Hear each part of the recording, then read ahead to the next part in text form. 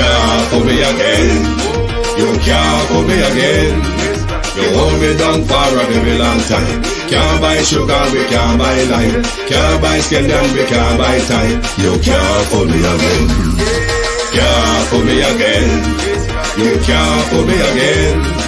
You hold me down for a very long time. Can't buy sugar, we can't buy lime. You touch up line and a resort to crime. You can't fool me again. What you gonna eat no money, what you at you, eat no at you. COVID money, miss you, we eat the yellow rat you. Use the youth, the money, waste my must have man statue. Say me like a cashew, but bigger than a figure you. Take the spit of money, God and say that is not you. One day the man above him, look him, I got up. Too much eat in the kitchen, some fly by like a patu. When singers and DJs and social media's coming at you. It burn me, 300% raise. it burn me, Garbage pile up the day. it burn me, Give the teacher them it raise. burn me, I see corruption it face. burn me, Mash down the people them house. it burn me, Every day appear arms out. it burn me, Appear money them a thief. it burn me. And them a sell out the beach. Can't fool me again. You can't fool me again. You hold me down for a very long time. Can't buy sugar, we can't buy lime. Can't buy scandal, we can't buy time. You can't fool me again. Can't fool me again. You can't fool me again. You hold me down for a very long time. Can't buy sugar, we can't buy lime. You touch up line and a resort to crime. You can't fool me again. Come me say big up all the charities and all of the givers. Some a go like say them powerful, me no make a bigger. The 100 the promises, none of them not deliver. Cut up the youth, them rap and they down in our river. Member bowl only and they lie them tell. Corruption smell and they pocket them swell. When police don't a market like Satan out of hell, go mash up people start like thief when them sell. It burn me, Or they treat the market man. it burn me, Or them a treat the cat man. it burn me, Or they treat the peanut man. it burn me, Or them a treat the dirt man. it burn me, Or them a treat the soul man. it burn me, Or them a treat policeman. it burn me, How them a treat soldier man. it burn me. How them a treat everyone. Can't fool me again. You can't fool me again. You hold me down for a very long time. Can't buy sugar, we can't buy lime. Can't buy scandal, we can't buy time. You can't fool me again. Can't. Stibbidim day, stibbidim day, stibbidim day. We in Global TV says certain kind of friend we no cape. And some informer friend we love like. We in Global, bona fake friend and bona tape. We in Global, we not promote them, we not support them. Look at them on the cheek, come here represent for. We in Global TV, check it. Good morning, good morning. It is Sunday, the 17th of November. The year soon finish. Welcome to the Global Television Group. We normally take a break from our weekend to come out here because there's a brilliant interview I want to bring you this morning. Another brilliant conversation yesterday with Colin Bell and Jamaica Chief Financial Analyst Ralston Hyman. And we're also going to look at some issues on the international scene. Of course, the well-hated President Trump will come up this morning. To my community of party and all my family members, platform moderators, membership holders, viewers, subscribers, commenters, and trolls, good morning. Good morning to everyone on TikTok. Good morning to everyone on YouTube. Jay Frost, good morning. Not Frost, Jay Ross, rather, on TikTok. Thank you very much. Good morning and welcome. Good morning, Dorothy Elliott, Monica Wills, Rosemary Samuels, Veteran, Willie Dunn, Beat and Teach, Jason Kane, Keith Solomon, EM. Good morning, everyone, and welcome. Just an announcement to keep you all updated, particularly those who hold membership on the Producer Wayne channel. Sharon Bernard, how are you? I hope YouTube can allow me to say this without penalizing me. I think I'm being harassed by YouTube. I successfully got my monetization back yesterday, but this has happened to me twice in 5 weeks. Twice. The first, they threatened me to suspend my monetization unless I do an appeal. I did the appeal within 24 hours. That threat was lifted. And in that video, they said to me, keep this video on your channel so when we review your channel again, we can refer to that video. However, they bypassed that. This one, they accepted as well and give me a positive result in less than 24 hours. The issue though, before that, them warned me because the other channels are monetized as well, some to a different degree. But what they carefully did in that email was warn me, do not divert your viewers to your other monetization platform. Do not encourage them to support the monetization on those platforms. Otherwise, you can lose your platforms. So I just think YouTube is harassing me. I don't know why, but however, press along, Saints YouTube. Press along. This morning, we are going to look at a few issues. But I want to ask Prime Minister Andrew Holness, you know, shame, sir? Sir, aren't you ashamed, Andrew Holness, Prime Minister of Jamaica?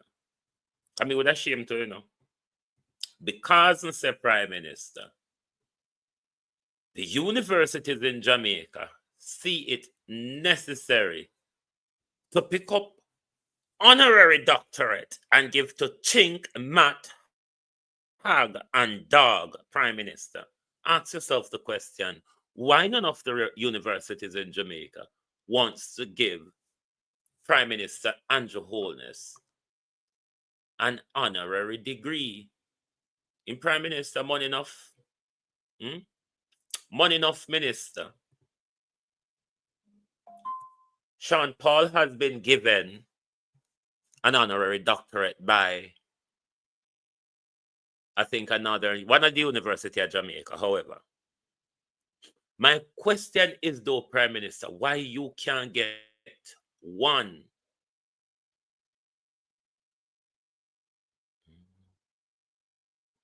Why you can't get one from the institutions within your country? That's you and UWI and CGR, what's your name? Getting a fracas. So no throw them out of building at Washington. And them go get one for your Delaware state. Marcia B. Them go get one for your Delaware state, but nobody in a Jamaica don't see it necessary to honor your Prime Minister. Why is that? Is it because they don't view you as one who have done anything to hold those accolades from a university? One have to ask the question, Prime Minister, because everybody I walk and get honorary doctorate from Jamaica universities. And you the best Prime Minister since sliced bread, so you can't get one. That's you have to go all the way foreign. Jamaica University for study, you have to go all the way foreign. What is it with you and Jamaica universities? I wonder if I told them no, say you're done some thief and corrupt, sir. Why they don't want to honor you? There is a reason why none of these universities don't want to honor you. It have to be Prime Minister. It really have to be. But everybody I get a little honor, so, sir, and you don't get none, turn bad.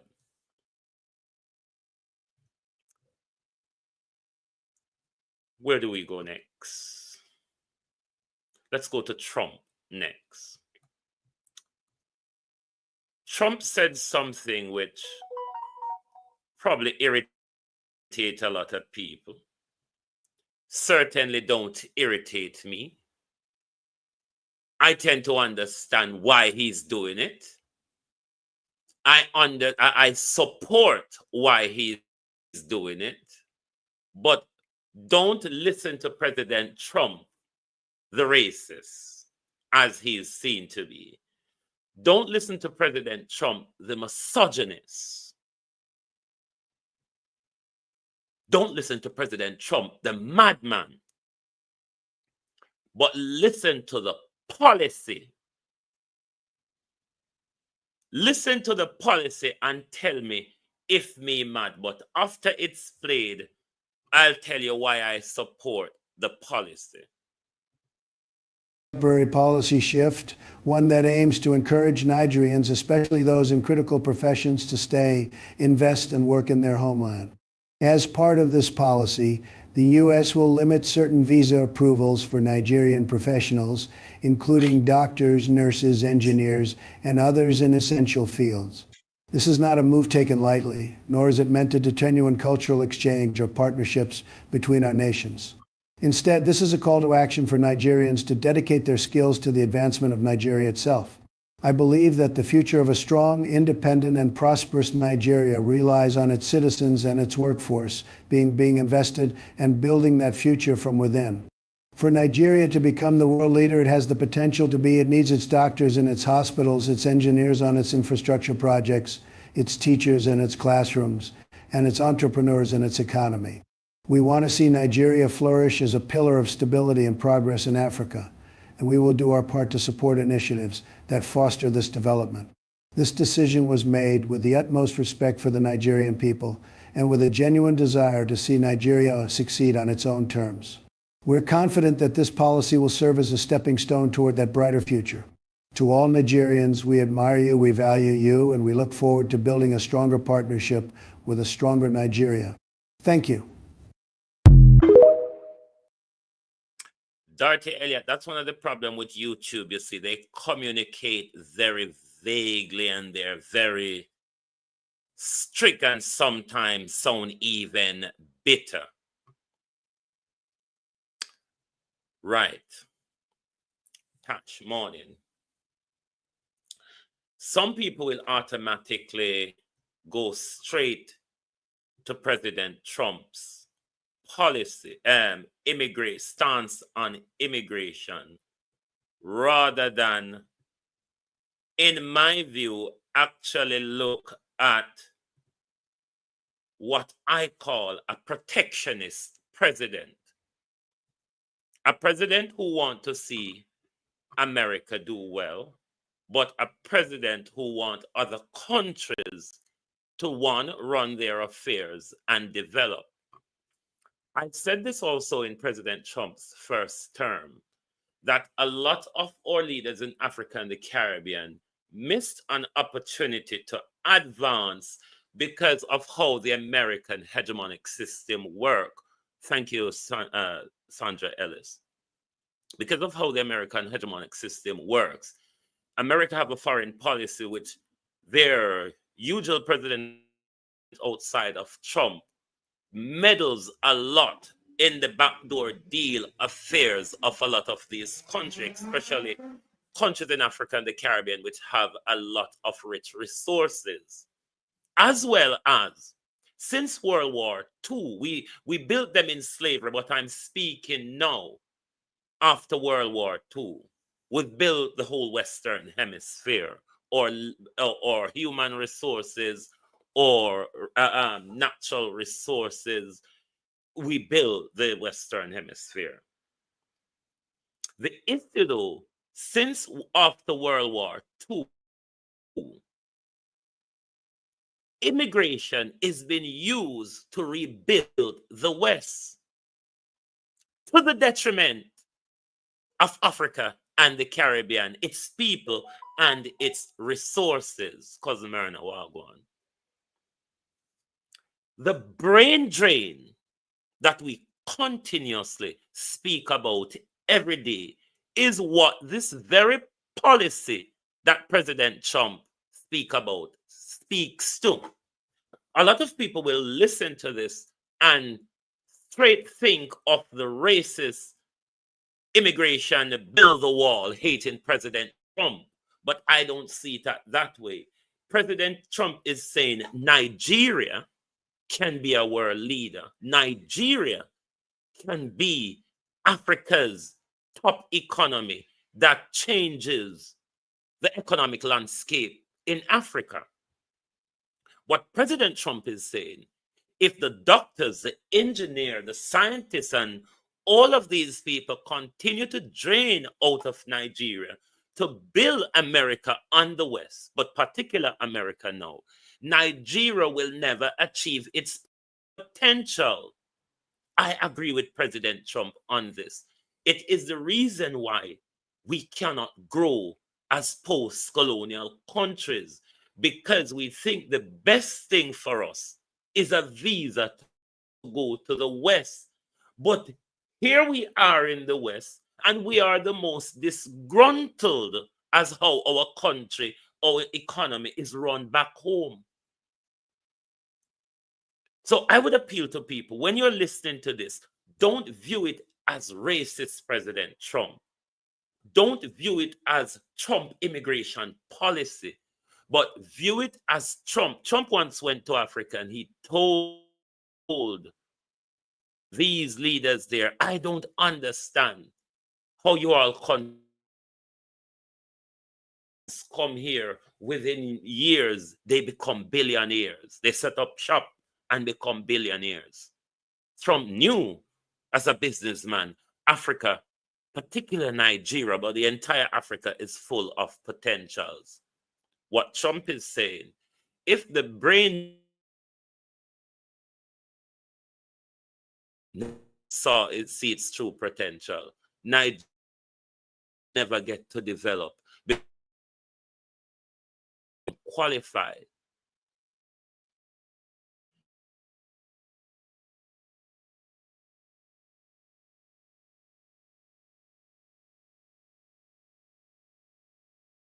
Freeze the state.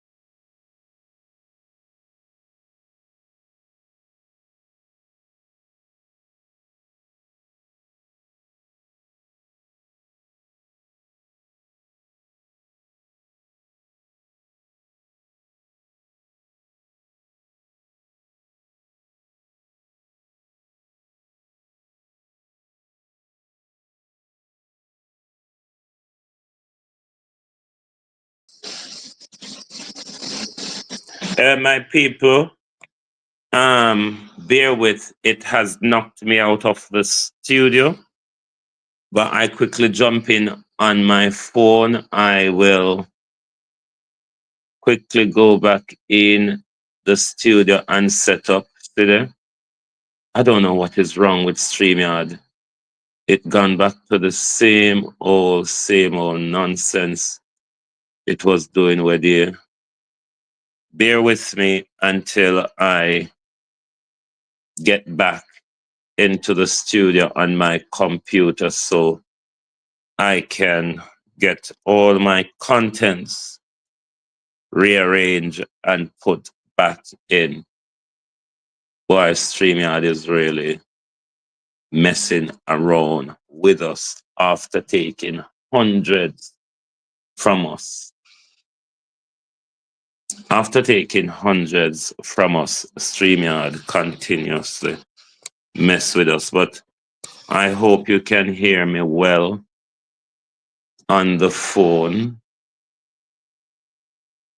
I hope you can hear me well on the phone. Give me a signal in the comment area that you can hear me well.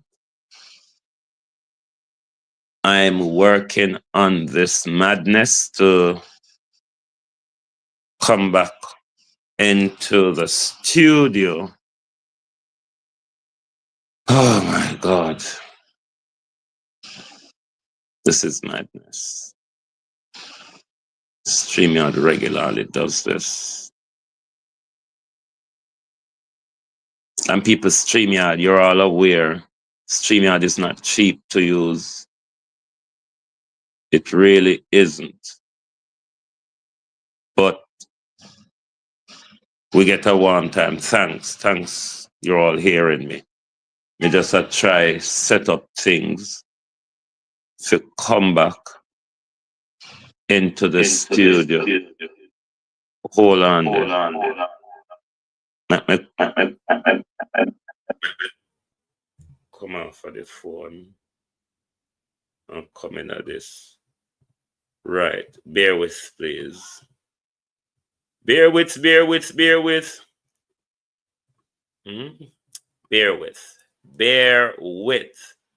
Because we're going to go to another international issue now. And this concerns the entire world, on the cruel British, the land-grabbing British, the barbaric bloodbath, baby-eating British. Yes. The rest of the world. The echo was because I was switching over from my let me check the mic because the system, okay, the mic is fine. The echo was when I was switching over from phone to what's you call it? Right, let me get my videos back in studio quickly. Yes, this was a video I should have played to the follow-up of another of President Trump policy. And this was one of the policy that a lot of people in the migrant community, such as the Muslim votes, the Black votes, the Latino votes, this particular policy was why a lot of these people switched from Kamala and went to Trump, Raymond G. So while I play this video for you, while I am putting back the others in the studio. Agree with Donald Trump. No more than no. Me need tears. Me need some tears. Me need tears. Help me. Me need tears. Me need tears in my eye when me attack that one. Me need tears. Imagine you send your picnic to school. Your good boy picnic. And him come home. I'm dad. I'm not a boy. I am a girl. And you have to be okay with that. Because you will get in trouble. Your own picnic, you know. Make I take off this. Your own child. Come home, I tell you, I don't want to be a girl no more. I am a boy. And you have to accept that. Now you send your picnic to daycare. And your picnic start playing with Dolly. As a boy, and you can't tell the daycare them to don't make your picnic play with Dolly. Now you can. Yes, now you can. Donald Trump said he's removing all of that. And who know the teacher them? What did the teacher picnic them wrong? I got brought up on charges, not the parents them. So parents get a hold of your picnic them back. Your boy picnic is a boy, not a girl. Your girl picnic is a girl, not a boy. Get all of your picnic them back, God damn it. Yes. Right. That was one of the reasons why Kamala Harris, HTK on TikTok, good morning, welcome, thank you. This was one of the reasons why Kamala lost the election. Everything they were advancing was death, abortion wholesale, queer and transgenderism wholesale, bomb dropping wholesale. Those were the reason why they lost. But let's move to another international issue.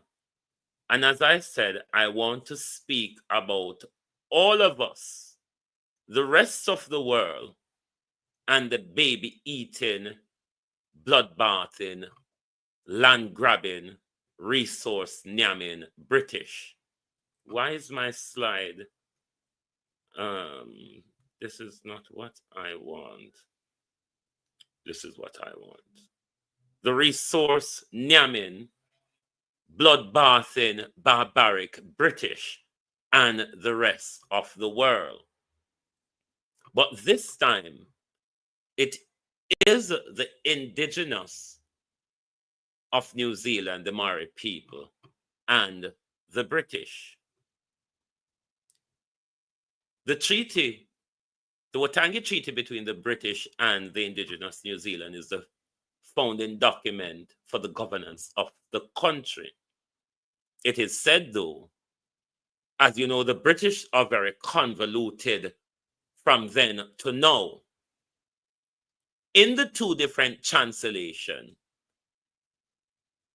there's difference within the two translations, and that causes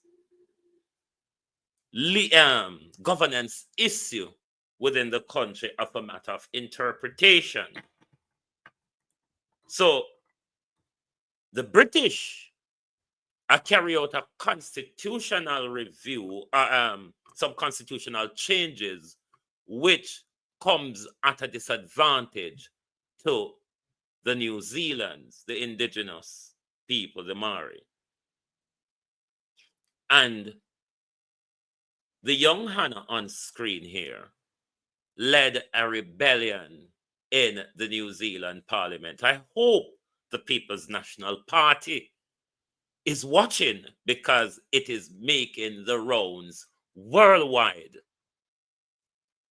This young lady first performed this, people call it the haka dance, but it's more for me as a cultural expression, because it's performed for a lot of different things: wedding, graduation,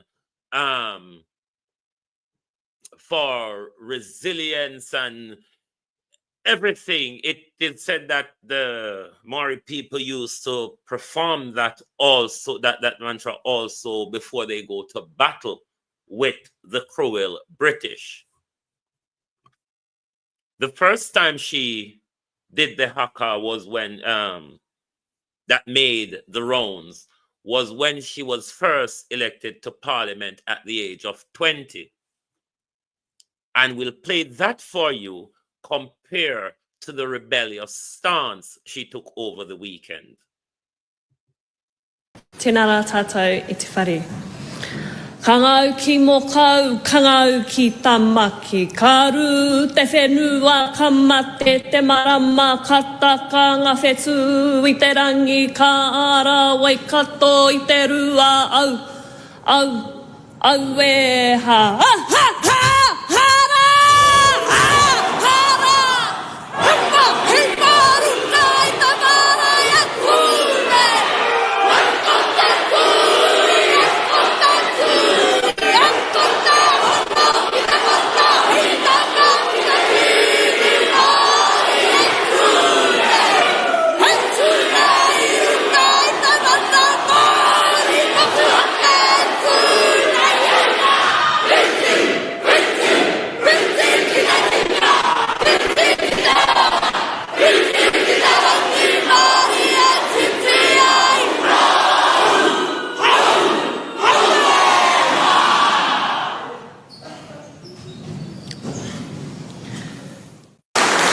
This performance was her maiden speech when she first entered Parliament. This was an expression of pride using the same haka ritual. What you're going to see now is an expression of defiance with the same ritual, but look at the different body language when they're using it in defiance of what was happening in Parliament.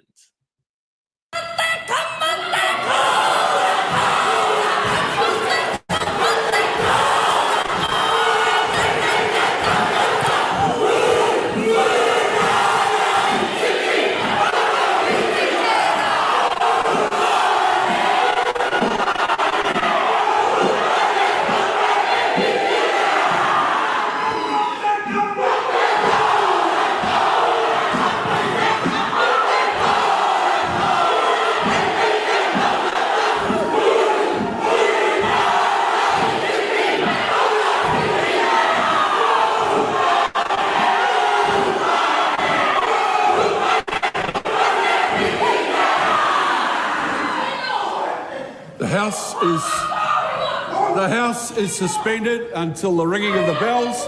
The gallery is to be cleared.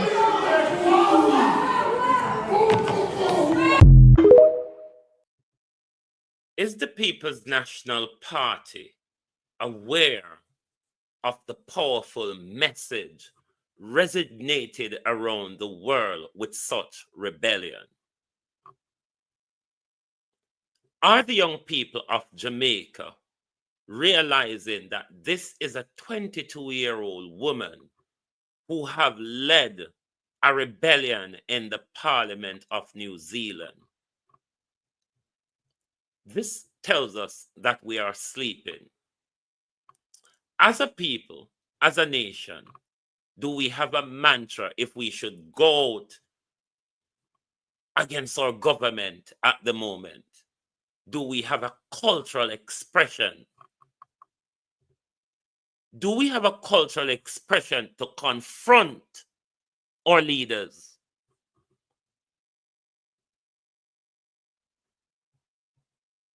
Do we have any powerful amongst us to call the people to action like we see her calling the indigenous people of New Zealand to action? Did you see the response? They did not hesitate to stand with her.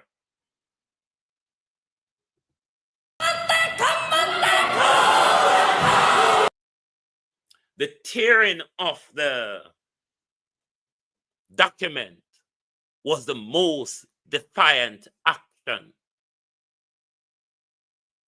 The tearing of the document and throwing it was the most defiant action. Or politicians, or politicians, because our Maroons don't have have seat in our parliament, but the indigenous of New Zealand have seats within the parliament. She's one of the youngest from the Maori community.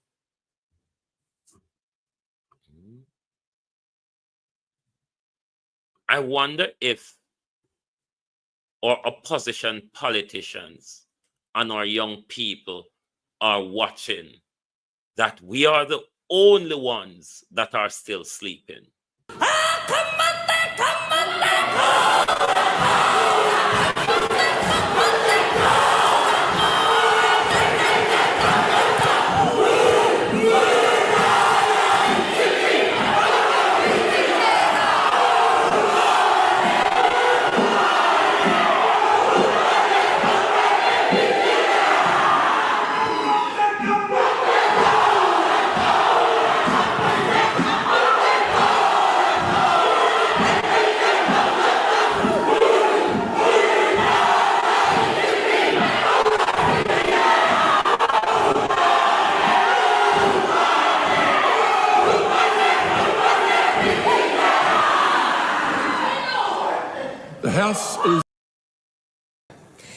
When you're accustomed to privilege, equality feels like oppression. That, Mr. Speaker, is what is behind this bill. Its architect tells us that this is about equality, but we do not have equality in this country.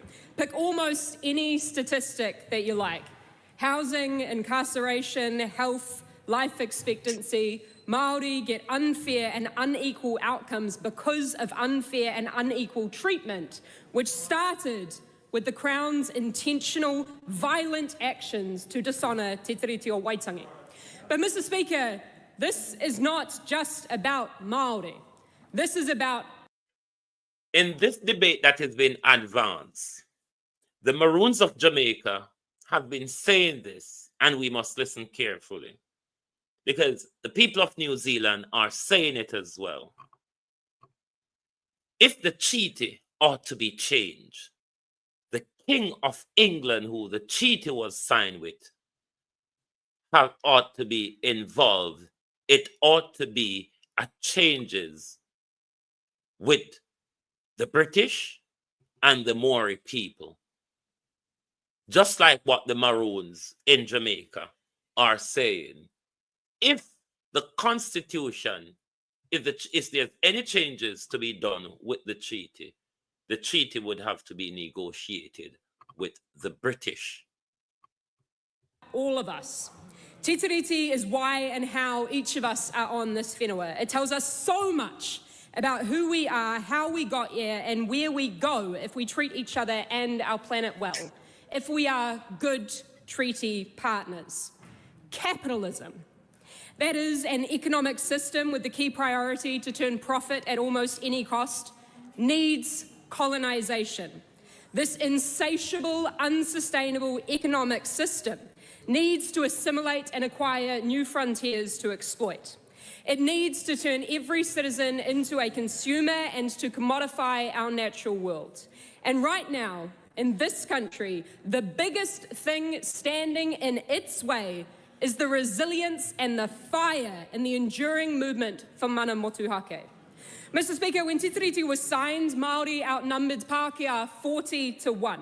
Can you imagine a small group of people coming to this country, signing an agreement to look after themselves in orderly cohabitation, then instead... That's what the British does in every of those treaties they signed when they were leaving the colony. The treaty was written to the advantage of the British.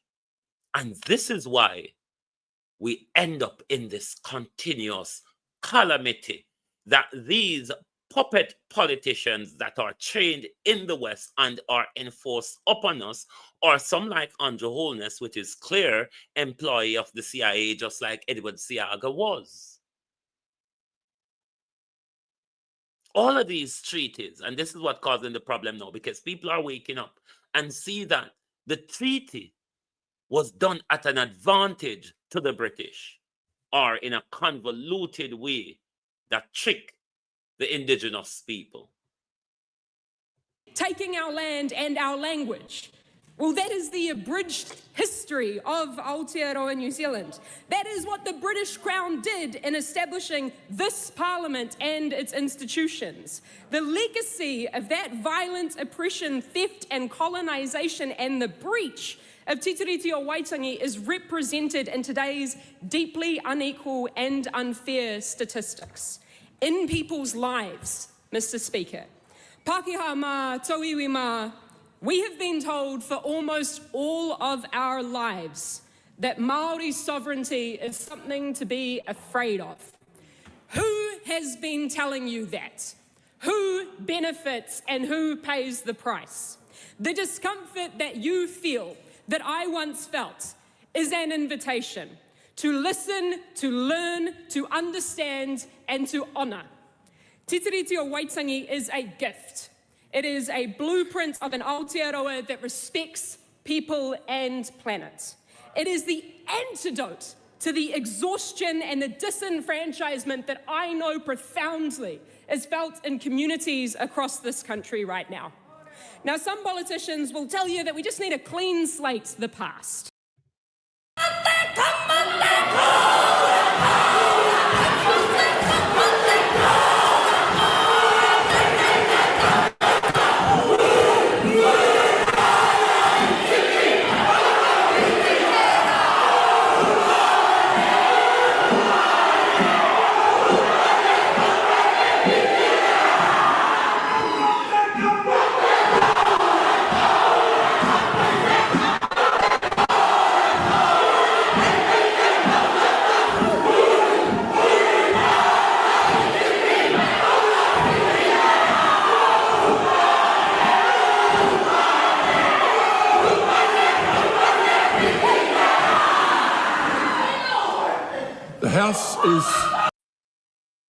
And I want to say to young Jamaicans, and I want to say to our opposition, this is what rebellions and defiance looks like. The fear that we have conjured up, Violet Watson, Verna Adams, RJ, Raymond G. The fear that we have conjured up, Robert Honeywell, is what allows crooked politicians like Andrew Holness to continue to lie to us every day And now we're going to move on to the brilliant interview that was done yesterday with Ralston Hyman and Colin Bell. Because the Prime Minister regularly tells us about how great the economy is. Take out on a pen and paper, because when I have a lot of things to write down, given a time to take out on a pen and a paper, because Ralston Hyman is going to give you information. But before we go to Ralston Hyman, let's listen in to a few sentences from this gentleman while I'm getting a pen and paper out to write down the things that Ralston Hyman wants to figure read to verify for yourself that every time Andrew Holness opens his mouth about the economy, the Prime Minister is lying. I want you to watch this video with an intent to understand. We keep hearing all these talks about the Jamaican economy and how good it is and how it's booming and it's in the best place it has ever been. But let me ask these few questions. How do we have a booming economy with a rapidly declining currency? How do we have a booming economy with such a large trade deficit? How do we have a booming economy when we do not export anything? We are not manufacturing anything. How do we have a booming economy when all we do is consume? We never sell. In order for a GDP to make sense, we must be selling stuff. We must be selling stuff. We are consumers. We are not sellers. We are not providers. So how do you tell me that we have a booming economy when all the elements that are supposed to be combined to create a booming economy are working against us? How do we have a booming economy when salaries in comparison to living expenses are a disgrace? But yet you speak to us as though the Jamaican populace are brainless people, all dunce, people without a mind, people without critical thinking skills.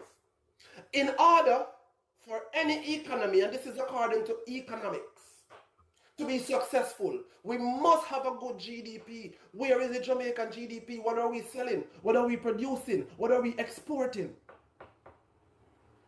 In case you didn't know, as a Jamaican listening, our greatest provider of revenues outside of the slave plantations is remittances. People in the diaspora that sends money back to Jamaica. That is what is keeping our economy. Most of these people you see dressing up going to work every day, they are supplementing their income with the remittances that they receive from overseas. Do not think many of these people are actually surviving merely from their income. No. These incomes are bus fares income, taxi fare income, lunch money income. They are supplementing these income with the remittances that families and loved ones overseas send to them. Then, if we are doing so well economically, why is it that the government must expend millions of dollars in the US to combat the rapid decline in the Jamaican currency? Why? You're saving face. When you use all this money to offset the decline in the Jamaican currency, this is just a temporary fix because the decline continues. How do you tell us that we have a good economy when our currency constantly slides downwards? And you act as if we have no brains. My Jamaican people, do not allow the political campaigns to cloud your minds with all these trickery, with all these plots that they have to deceive you. Wake up. I cannot explain the economic front of things to you. This is why I have to bring these men. I think it's Dr. Led.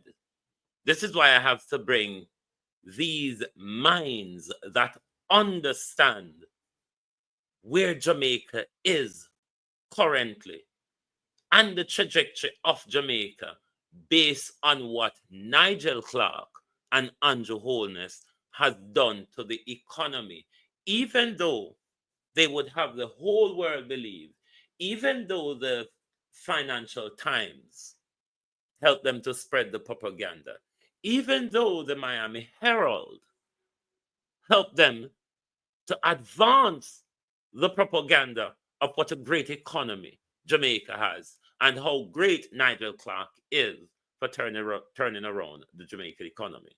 Master, how are you, Lawrence? I hope I'm not having a pen and a paper out because Ralston Hyman is going to tell you where to find things to read to prove that the Prime Minister is lying.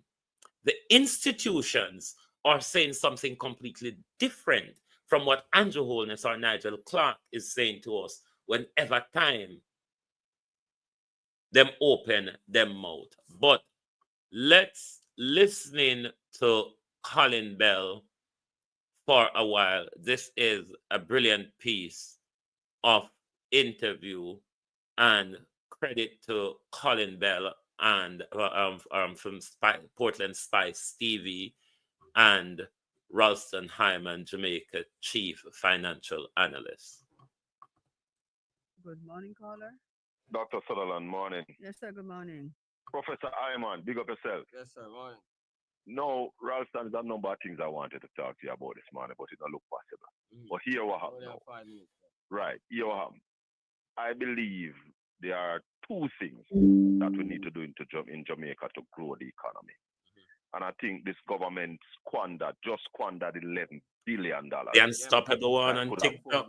11 that could have gotten us on our way. Because my suggestion, Ralston, is that 11 have been a loan to farmers at 1 or 2%. Precisely. Better use of the money than make it easy for farmers to get it at 1 or 2%, and even approach farmers. People are doing fish rearing right now. I'm gonna raise 2,000 fish. Bring him up to 200,000. Me turn it right up, beat and teach. The lowness is on Colin N.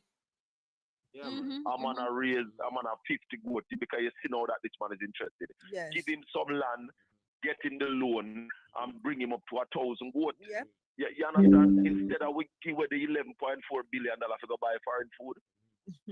Michael Phillips said this morning, the government is bankrupt of ideas. The orange economy, Ralston, is the only industry right now in Jamaica that within a one-term period of any government can turn this economy around. I try to explain to people, and I give people a little more meat on the bone now that we're getting close to an election. The film industry, Ralston, film is like, all right, like a man I make seasoning for sell. You must package it in a bucket. Film is the package for Jamaica's culture and the talent that we have so as to export it. Now it needs one more critical ingredient. How you're going to export it. And that is where Jamaica needs to be looking so as to grow the economy, because we can't continue to borrow from Peter to pay Paul. That's not growing no economy. So the agriculture industry to cut the food importation bill and to shore up food security, because COVID taught us something, but this government never learned it, that at any time importation can be a major problem. And we're in that phase in the globe right now. You'll see more of those things happening right now. There you go. And we not try produce. The government is not getting involved in production, and they're running around and talking about the economy is doing good. Yeah, the fiscal side is doing good with maintaining the discipline that was set into law by the last PNP administration. So it's not like them do something that them could have do different. The only thing is that them paying on the loan faster. That is destroying our infrastructure. And then the Prime Minister now is blaming the opposition. But I say to my people, anytime a government start blame the opposition for their shortcoming, it means that they don't know what else to do. Exactly. They are out of ideas, and time come for a new direction. Time come for change, Ralston. But Jamaica don't have to be so poor. No. We have, God has given us all that we need, to make it out there, Mexico Ralston is earning 15 billion US a year from the culture and the creative industry. You know, what is happening to us? I like the idea of Babsy putting together this insurance for creatives, but where the rest of the money going to come from, Ralston? Because that's something I need to hear from you. This $50 million, it is a one-time payment, or the government going to pump 50 million into it every year? Well, she never said it. Yeah. We need to know. The idea is brilliant, but I don't think it has been worked out properly. Yes. And It's a brilliant political move like 11.4 billion. So we need I think it's a political move. I think it's a slush fund to buy a vote for the next election. Because the entertainers, what happens is that the entertainers are very popular, and they are seeing that some entertainers are more gravitating towards a particular side. So they're trying to get some of them to come back over the other side. Because I told people in Ralston that when they were talking about cartel at the PNP conference, I told people it was bad mind, Me come out straight away and tell it, don't worry about it, it's simply bad mind on behalf of the GLP. You see Vibes Cartel in the picture with Babsy Grange now? Yeah. So he's not a criminal again. This is the thing. Remember that one particular presidential candidate pulled out all of the entertainers and still lost. Remember that? Yeah. There you go. But because the people are voting on the issues that affect them, the bread and butter, the road, the hospital bed, them not available. Right? And the amount of foreign exchange, you and I, because Mexico Ralston is earning 15 billion US a year from the culture and the creative industry. What is happening to us? I like the idea of Babsy putting together this insurance for creatives, but where the rest of the money going to come from, Ralston? Because that's something I need to hear from you. This $50 million, it is a one-time payment, or the government going to pump 50 million into it every year? Well, she never said it. Yeah. We need to know. The idea is brilliant, but I don't think it has been worked out properly. Yes. And 11.4 billion. So we need I think it's a political move. I think it's a slush fund to buy a vote for the next election. Because the entertainers, what happens is that the entertainers are very popular, and they are seeing that some entertainers are more gravitating towards a particular side. So what they are trying to do is to get some of them to come back over the other side. Because I told people in Ralston that when they were talking about cartel at the PNP conference, I told people it was bad mind, Me come out straight away and tell it, don't worry about it, it's simply bad mind on behalf of the GLP. You see Vibes Cartel in the picture with Babsy Grange now? Yeah. So he's not a criminal again. This is the thing.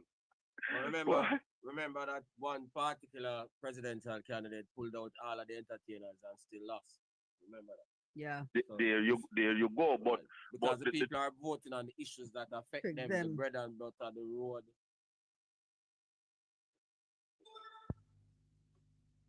Morning, my people. Good morning and welcome. Blessed is the man that walketh not in the counsel of the ungodly, nor standeth in the ways of sinners, nor sitteth in the seat of the scornful, but his delight is in the law of the Lord, and in his law do we meditate day and night.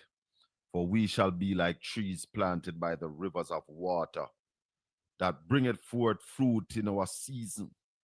Our leaves shall not wither, and whatsoever we do shall prosper. Morning, welcome to Portland Spice TV. Happy to have you, my people. Share up the channel now. Call some people. Make sure you have a this pen morning. I don't need to write down where else and tell school morning. And it's not a lecture. It's school simplifying the matters. So, we're going to be talking to Ralston Iman this morning. Yeah, man, my general. We'll talk to him this morning. Because we have to keep you updated, on what is happening.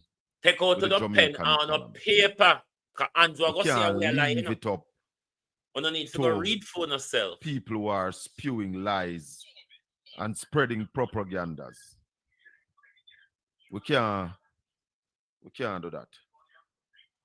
So we have to ensure that we put it out there, lay it on the table, so that the people can understand what is happening in Jamaica, where we are. Because I put out the ad and I said Jamaica economy is in trouble. And a lot of people behave like it's a gouting.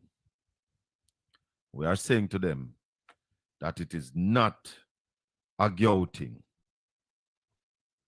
It's not a gouting. The truth is, some things are happening.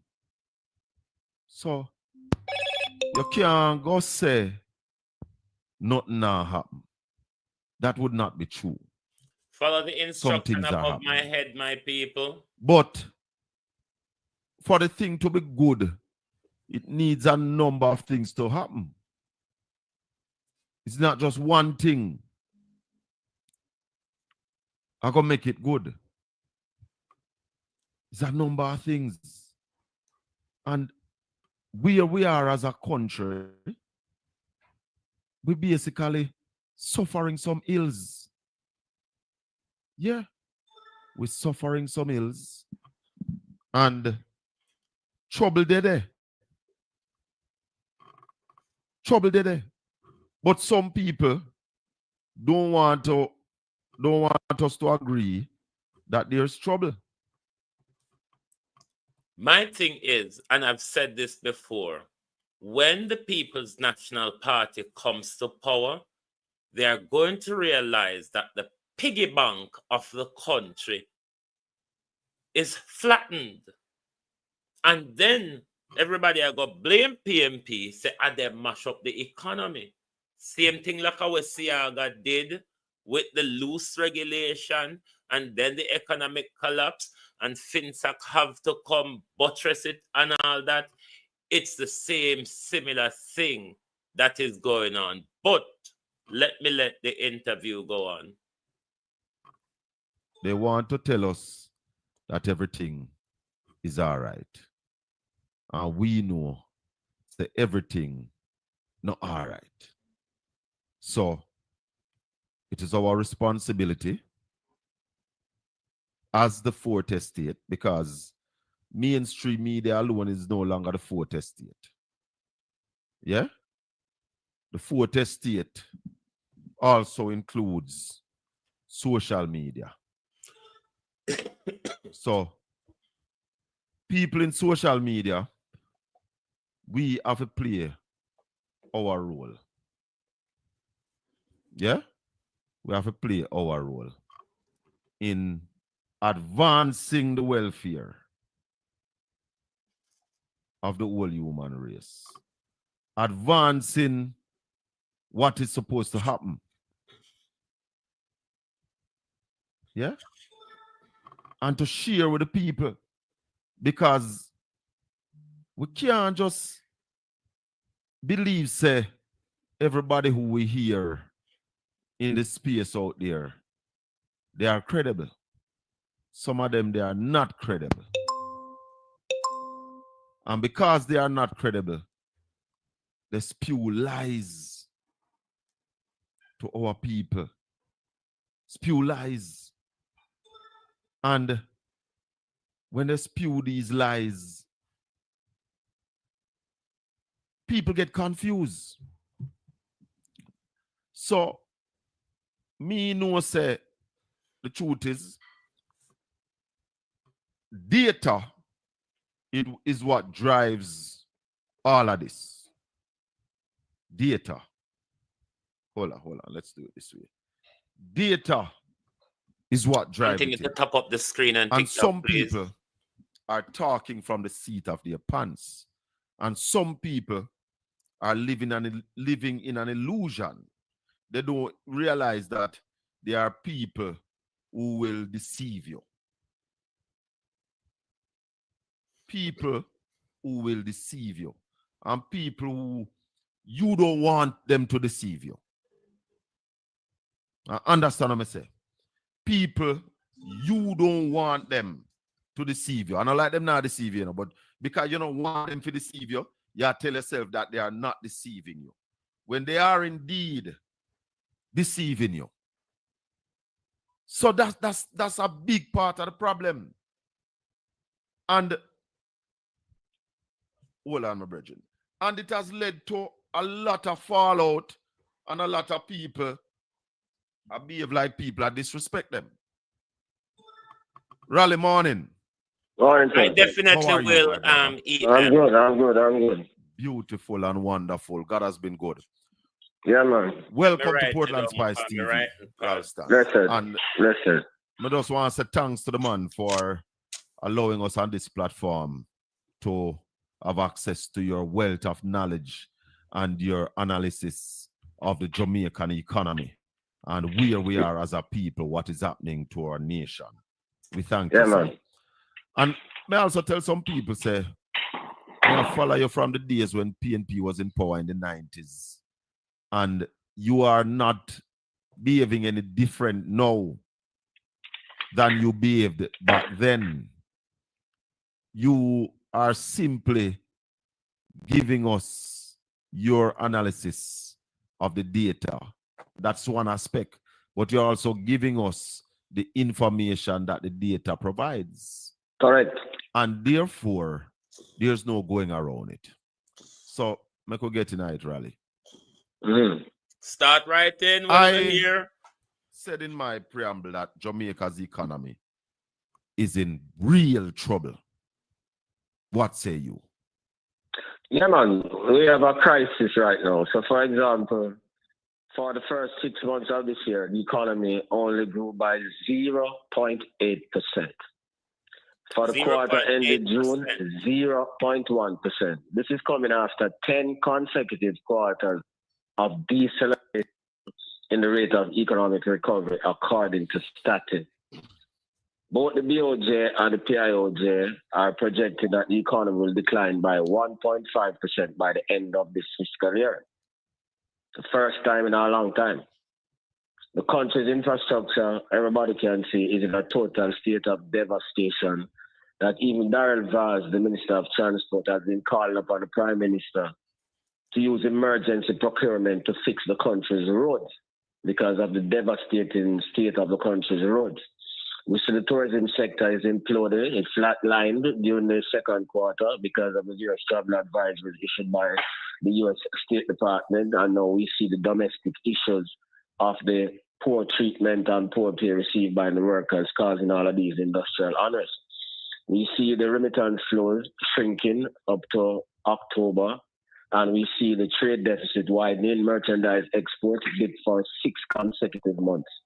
So we're in an economic crisis in Jamaica at this particular point in time, at a time where the external economy is going to also get worse. Yeah? So that's the situation. We see the central bank now saying that it is going to, and it is right in this regard, reduce interest rates more slowly, because the Federal Reserve said they will also go more slowly because Trump's policies are going to inflate the American economy. So we are in a very bad shape. Ralston, I want you to explain to my listeners the importance of the growth of the economy of the country, what that means. Because sometimes I believe some people don't understand the fact that the economy is decelerating, it's slowing down, and the fact that it's not growing. What that mean? Means just like a household, we can't afford the basic social services, we can't fix our roads, we can't pay our teachers properly, we can't build new schools, more people get poor. Poverty now, up in 2022, was 16.7% nationally and 22% in the rural areas. So if you're not growing, you're going to get poorer, and the conditions in the country are going to be like Arms House. We see now, Arms House Road, Arms House hospitals, you can't get no hospital beds. Yeah, the courthouse is run down, everything that's run down. That's poverty. But what do you say then, Ralston, when there are some people, they talk about the macroeconomic is stable and the debt is reducing and the debt to GDP is at 70%, never at this low, many decades. What that mean? All right, let's start with the debt to GDP. That's not true. The debt to GDP was 60% when Michael Mann left office in 1980. Then it jumped to 212% in 1984 under Mr. Siaga. And in 1990, when he left office, it was 236%. When, despite them talk all about FinSAC, when Omar Davies left office, the debt to GDP was 115%. Yeah, and then Hardly Shaw, the JLP administration carried to 147%. Peter Phillips brought it down to 120%. Then in 2017, they amended the public debt law and took out the Bank of Jamaica debt and brought it down to 80%. And then we crawled down to the current 70% where we are now. So, Ralston, the issue that we looking at is one that is confusing to a lot of people. All right, I could clarify it. Hold on. It's confusing. I want to tell you something. Do you know, I don't, well, maybe you do, but my listeners, in 2016 in Jamaica, a pound of chicken, best dress or CB chicken, was on average $100 per pound. Are you aware of that, Ralston? Well, a lot of people don't know. When Peter Phillips left office, inflation was 3.7%. Although inflation fell in October, it is still 4.9%. But hold on, let me tell you where a pound of chicken there right now. A pound of chicken on average is at $390 per pound. That is why I'm making the point. So inflation, which measures the average price increase, is higher now than when Peter Phillips left office, of course. And to those on TikTok, we're listening to the minimum wage in 2016 was 6,200. It is now 15,000. So hear this, Ralston. The minimum wage has increased by approximately 150%. But a pound of chicken has increased by 300%. Yeah, which means that people are getting poorer and poorer and they can buy less chicken now. That is why I see the people on the road talking about these things. Yes, that's correct.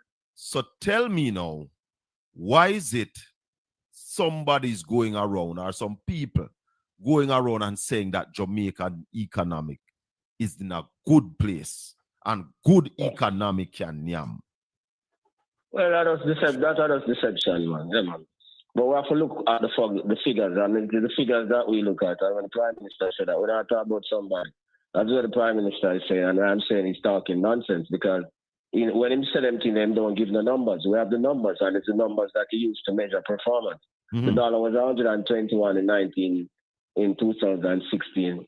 It is now $159.30 yesterday. So look at cheap political talk, them things can't work. We have to refer to the figures. Yeah. So the figures, Ralston, you spoke about what?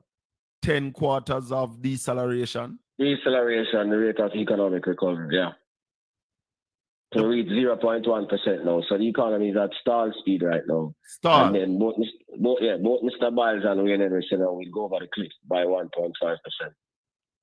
These are supposed to be independent people. So it's not PNP people. Mr. Biles, the governor of the Bank of Jamaica, and Wayne Henry, the director general of the planning suite of Jamaica. So we're going to tip over by 1.5% this year.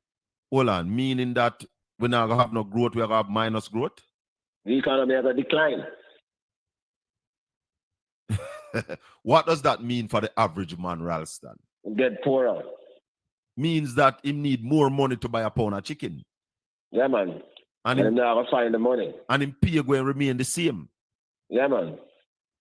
And he have to look out for criminal, he have to look out for everybody because everybody get poorer, everybody are hustling. Survival will become the key, so you have to have more violence, more robbery, more everything. Jamaica, are you really hearing that there is serious economic turmoil ahead?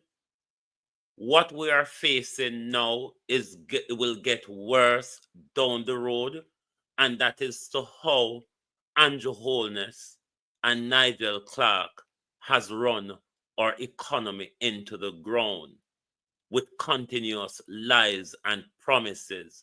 Are you aware of the seriousness of this conversation? If we think say hard life for me to know, did I not tell you all that this is why Nigel Clark gets the job at the IMF because Jamaica was Nigel Clark training ground how to fuck up an economy. They're going to pardon on Sunday morning, but it must be said. Jamaica was Nigel Clark's training ground. You see Nigel Clark flutter off? You see Nigel Clark flutter off and left Bolt and the rest of country in depression? It's going to get worse. This is just the start of what's to come. And that is going to be worse if Mr. Trump deports some people back to Jamaica. That is going to create even a bigger problem. Me not even want to go there so yet, Rally. I do even want to go there so yet, I swear to you. Because let's just stay home and look at what is happening in Jamaica. Because people are saying that we are speaking doom and gloom over the country. And it is which means that Mr. Biles and Mr. Wayne will be saying, Dr. Wayne will be speaking doom and gloom too, because they are the ones who are putting out the figures. So you are saying Mr. Biles, the head of the Bank of Jamaica, is saying that Jamaica is crashing, or Jamaica crash. Which one? Well, decline by 1.5% by the end of this fiscal year. Mr. Wayne and Wes, can you put the link to the ebook in the chat, please, so I can pin it in the top of the chat so people can hit the link and have a read of the book. Put the link of the book in the top of the chat, please, and I'll pin it for you.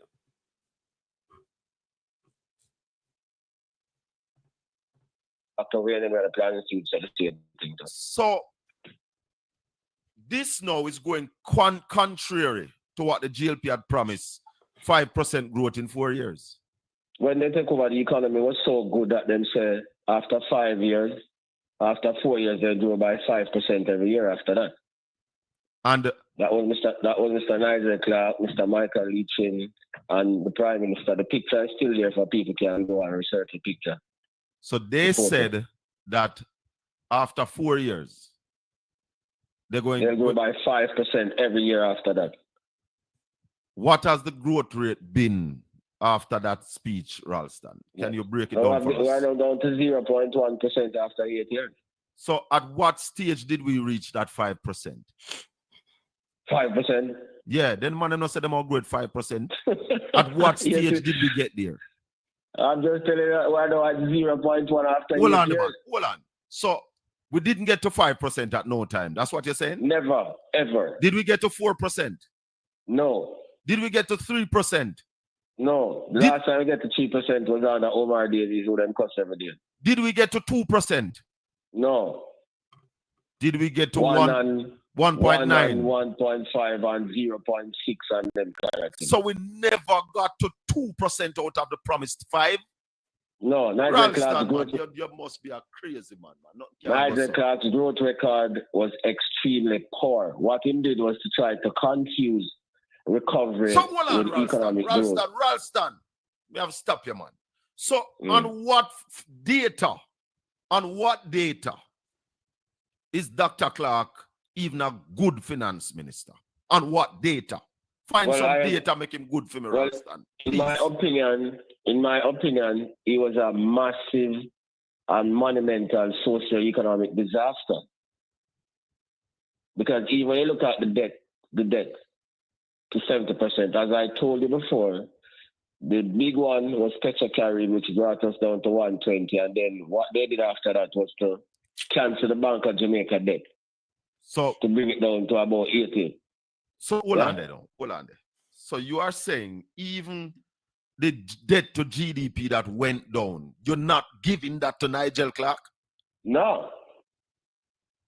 When the PNP, hold on, Ralston. When the PNP leave office 2016, the debt to GDP, and I have it right here saying, Ralston, on screen, may have it, the debt to GDP was 113. Yeah, man, 115%. But it's at 70% now. What you mean, I know Dr. Clark do that? I'm saying to you, they carried it from when they left the Bank of Jamaica debt. The Bank of Jamaica under Section 9 of the Bank of Jamaica Act. The government of Jamaica normally assumes the debt built up by the Bank of Jamaica. What they did is just use a pen and cancel all of that. I said them not take that debt no more. Yeah, it was known as the Public Debt Amendment Act of 2017. Anybody can go there and computer and type it up. And that's what percentage? That was what Amendment percentage? Act That 2017. That dropped off about 30%, 40% off of the debt. So that alone carried down to about 80%. About 80%, as I told you before. So it was, and then you are saying that Petro carry, but the Petro carry part was under the PNP. Yeah, man. And that helped bring down the debt. Yeah. And save Jamaica a lot in the meltdown. Yeah, man. So hold on now, man. So what is it? What is the data? And maybe we need to get help elsewhere to find the data that makes Dr. Nigel Clark the best finance minister. The data is a media and private sector creation. What makes him the greatest in terms of the private sector and the media is that him run these high primary surpluses and make sure the bank man them get their money, while at the same time running down the country's infrastructure. He was an unmitigated social and economic disaster. All these infrastructure programs that the Prime Minister is blaming on the next government is Nigel Clark. So Nigel Clark is PNPism? Yep. Mash up the country's infrastructure. Ralston, did this administration Thanks, Mer. pay the bank at any time? Right now, them still at it. If you look at the latest, and all of them psychophants can check this. If you go up on the Ministry of Finance, they can tell them no. Go to them computer, type in mof.ja.com, and you'll see the Ministry of Finance come up. Then you go on fiscal operations, and then you tell you the month, and when you click on the month, you will see that between April and September, the primary surplus, that's the amount of money that is accumulated to service the debt, was running at 30. Here, people, may I bring a brilliant piece of interview tone where whole heap of we don't understand. Me not know say me drop out of school, a basic school. Me can't count marble. So me not understand the whole economic argument. That's why me have to depend on people like Colin Bell and Ralston Hyman who understand it. And Ungo 76 I no hit the like button. I saw not turn bad. I don't know super chat me. I don't know super sticker me. I saw not turn bad. A Sunday morning, when I got church, go give all the money to the thief in pastor. I don't can't hit the like button. Why not turn bad? Wanna turn really, really, really bad. 36.17 billion when the amount needed was only $16 billion. And they cut the capital budget by $4 billion from 29 to 25. So you're saying that the payment for the bank for the month is for the period from April to September. For the quarter from April to September, you needed to pay the bank, let's say 16.85 billion. Let's say 17 billion for ease of understanding. You should pay the bank 17 billion. But you are saying that they paid 34 billion?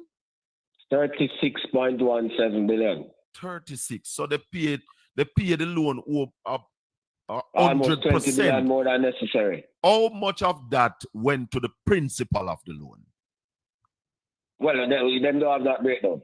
They don't have that breakdown. Yeah, they don't break it down in that detail. But they are paying, instead of paying 17 million and use the other 19 million. Billion. My apologies. When we're talking about the government people, million is no more, it's billion and trillion. So sorry about that. $19 billion more. Yeah, man. The holes in the budget and the money that they need to find. So they could have used that 19 billion. Couldn't they? Of course.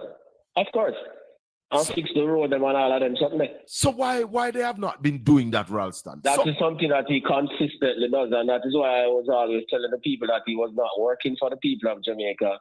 He was working for the international agencies. So it wasn't a surprise to me when the international agencies called him, because he was always working for them. So the good that will come out of paying the debt early, because some people believe it's a brilliant Up idea. the screen, Pay off your TikTok, debt. up the screen. And we're coming and we're going to come to the paying off the debt. If the debt, we're going to look and see if the debt is being paid off, you know, people.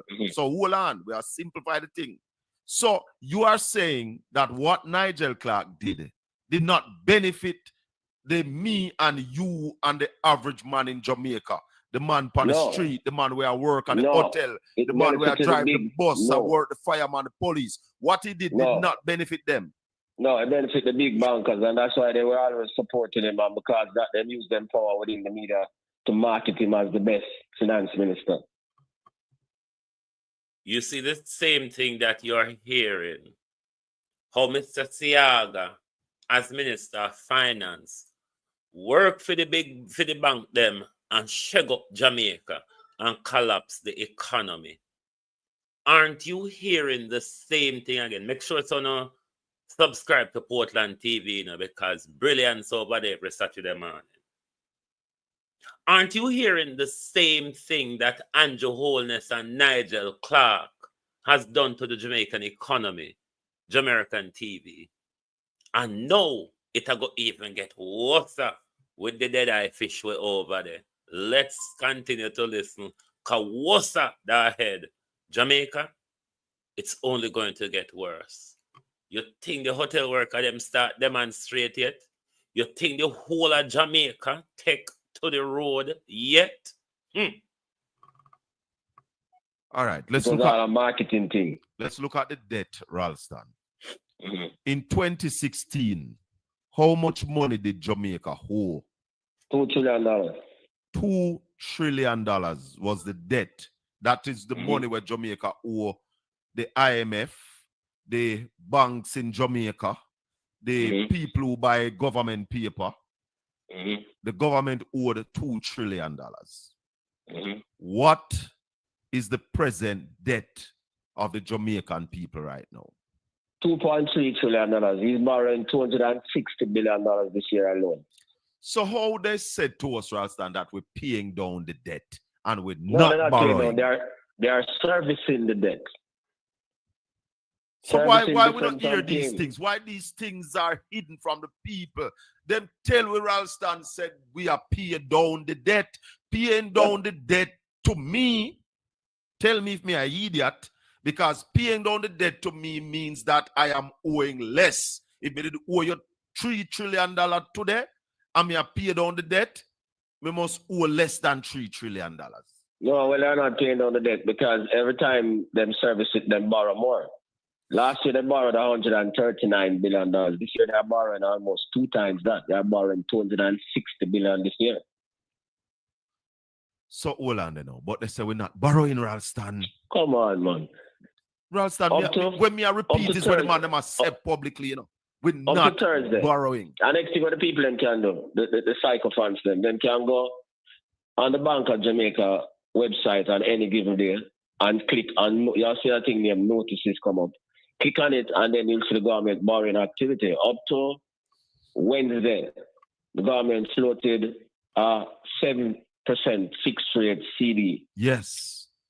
For 52 billion. And they got 61 billion instead. They get people buy up government paper.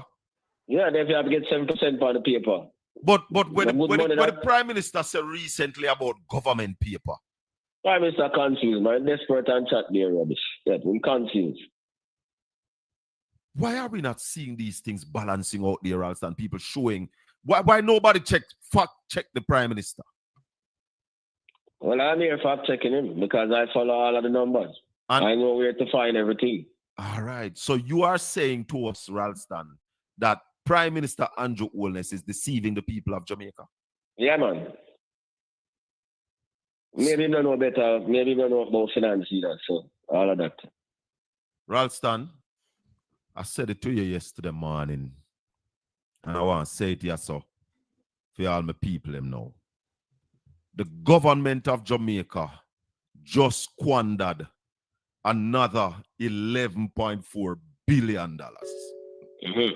Now, let me say this to people because I'm a member of the People's National Party. I am the Deputy Shadow Minister of Culture and the Creative Industry. This is not the PNP speaking. This is Colin Bell speaking.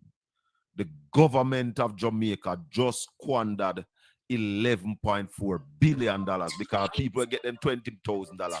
I mean, I see nobody yet where I jump where get it. I know people where get it, Ralston. I mean, I see nobody where I say hippie hooray. Because $20,000 to an individual who have a job and a work can stop a gap, but it's not the end all. Yeah, but why didn't the government use that 20 billion, the 11.4 billion, sorry, 11.4 billion? Why the government didn't use that to pump into agriculture? Give it as an agricultural loan at 1 or 2% to our farmers. How far that could have pushed agricultural stand? Yeah, man, that would be a more productive use of the country's resources that would lead to faster economic growth, reduce the level of crime in the rural areas, and reduce the pressure on the exchange rate. The food import bill was like $963 million for the first 6 months of this year. 963 million US. Yeah, man. Again, for the skeptics and the psychophone, you can go up on Statin website. Yeah. And click on the website and you see international trade data come up. So I tell them which part them can find everything for themselves. Them not yes, but prove it. Because when I bring Ralston Hyman on this program, we're not talking from gut feelings. We're putting the data that is provided by the government. Yeah, man. I know the government provide them data, yeah. Yeah, man. All those are government agencies. So the Prime Minister said things that are contrary to what the agencies are saying. So don't listen to him. Go to the agencies if you want the truth. But how this is allowed, though, Ralston, for the Prime Minister to be bamboozling the people of Jamaica? Well, maybe because the people who are supposed to be fact-checking and not doing their work properly. But I try to do a proper job. I fact-check every Prime Minister, every Finance Minister. So Omar Davies and I used to have the same problems. So when them come down and make it look like, say, it's a PNP thing. No. Let's go back to that, Ralston. You used to challenge Omar Davies. What was the problem you were having then with the running of the economy? Because what people don't understand in Ralston, and the people we have problem with it is the running and the management of the country. Correct. Because if this country not managed properly, we have problem all the way. Go ahead. Yeah. So you're the problems I had with Omar as a man who teach me. Yeah. Omar taught you. Yeah. All right. Talk to me. All right. Is that, and him admit it now, that him run their interest rate regime for too long. A lot of people never know that when the economy was liberalized, Omar Davies was the finance minister at the time. Omar Davies was teaching in the Department of Economics at the University of the West Indies. Talk to me. Omar Davies became finance minister in 1992 after the liberalization took place in September of 1990. So by the time Omar Davies became finance minister, inflation was running at 80%. The net international reserves were minus $500 million. So that's a problem he had to deal with. So income and build the reserves from minus 500 to 2.4 billion. Mistake that he makes is to keep their interest rate regime too long. When he come, the banking regulations were very poor. He had to upgrade all of the banking regulations. There was no FSC to manage the non-deposit taking institutions. There was no Jamaica Deposit Insurance Corporation. He have to put in all of them something there. Yeah. So you had to build a system. Thanks, J. Ross. Because we had no system, because Mr. Seaga's system was bogus. Oh, wow. We thought that's straight. Experience what I thought from. So, you and Omar, you say Omar taught you. What was the relationship like back then, Ralston, with Omar Davies? One thing with Omar Davies, as a finance minister and as an analyst, him not carrying no grudges. So even if you criticize him not carrying no grudges. Like comes to some man go on now, yep. So you and him, even back then, still had a good relationship? Yeah, man. Even right now. Where were you when Edward... So what Ralston Hyman is saying, Omar Davies is not the one to have red blood in him face when you criticize him like Andrew Holness, you would see and hear the anger. When Andrew Holness speak to the nation, there is a level of anger and frustration that comes from the Prime Minister. Because what the Prime Minister did not want, real sweet, is for us to know that he's lying. And the fact that the Prime Minister, everybody know as the Prime Minister open his mouth, straight away we know the Prime Minister is lying. The Prime Minister has been very disgruntled because of that. This is what Ralston Hyman is talking about. Those politicians, look on PJ, Almighty Peace, Jamaica hold PJ and drag him to no ends of the earth. You've never seen PJ get angry speaking to the media, or you never see PJ stand at the dispatch box in our parliament and get as angry and as frustrated as Andrew Holness has displayed in front of us many times. Many times. But let's continue because this is an excellent piece of interview. Siaga was Minister of Finance. I was the financial editor of the Jamaica Record. I am the longest serving financial editor in the entire Jamaica. The most experienced analyst in the entire Jamaica. So at that time, Dr. Hedley Brown was central bank governor. Okay. Okay. And back then, would you say the media was more on the ball? Yeah, man. I had more experienced journalists. Yeah, man. So man like Project the Freitas, man like Moses Jackson. And yeah, man. Hold on, we have to say condolences to oh God, this brother you passed on this morning yesterday. Who that? This media man, yeah, man. Oh God, I was looking at it this morning. Oh wow. Top media guru, the man from long time. I can see if I find it back. Yeah, man.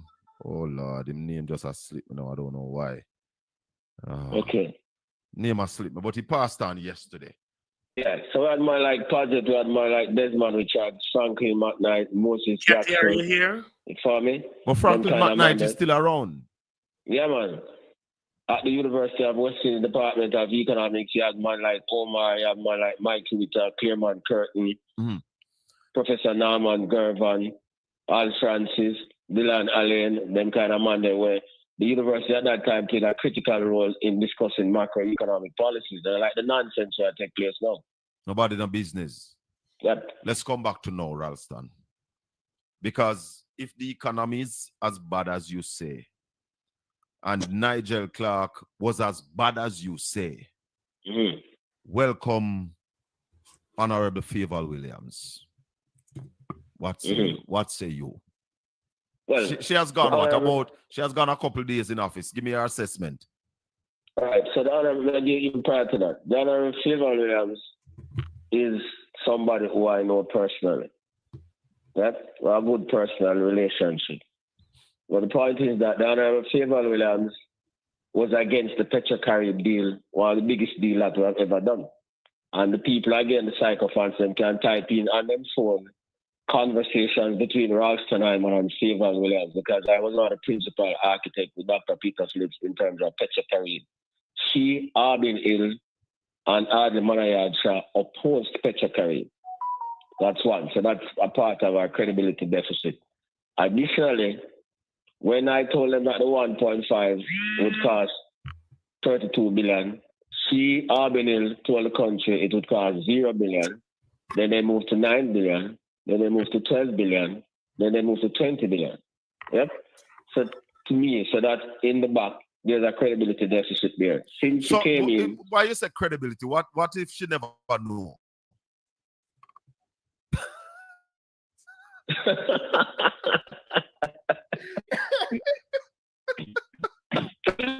No, Ralston, come on.